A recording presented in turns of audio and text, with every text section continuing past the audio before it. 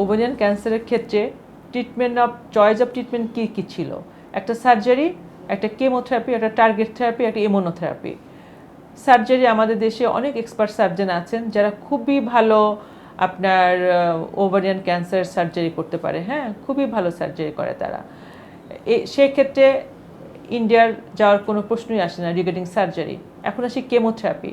Chemotherapy আমাদের দেশে সব কেমোথেরাপি পাওয়া যায়, এমন কোনো কেমোথেরাপি নাই যে আমাদের দেশে পাওয়া যায় না যেটা ইন্ডিয়াতে দেয় অথবা সিঙ্গাপুরে দেয় যেটা আমরা দিচ্ছি না। ওরকম কোনো কেমোথেরাপি মানে আমাদের দেশে এখন নাই যে নাই, আছে, আমাদের দেশে সব কেমোথেরাপি আছে। টার্গেট থেরাপিতে আসি।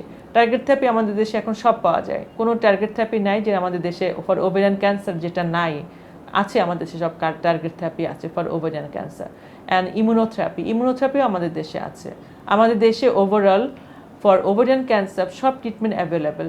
তো আমি পেশেন্টদের কাছে এবং আমি অডিয়েন্সের কাছে আমি এই মেসেজটা দিতে চাই, take home to message to your home, যে ওভারিয়ান ক্যান্সারের ক্ষেত্রে আপনাদের দেশ ছেড়ে বিদেশে যে চিকিৎসা আপনি যে করতে হবে সেরকম কিছু না।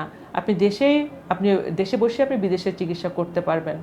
এখন এটা আপনাকে করতে হবে, আপনাকে এই দেশের ডাক্তার এবং চিকিৎসার উপরে বিশ্বাস রাখতে হবে, এবং আশা করি আপনারা এই বিশ্বাস রাখবেন। কারণ আমাদের দেশ এখন আমাদের পার্শ্ববর্তী দেশ সহ সব অন্যান্য উন্নত দেশের সঙ্গে তাল মিলিয়ে আপনার ক্যান্সার চিকিৎসায় অনেক এগিয়ে গিয়েছে।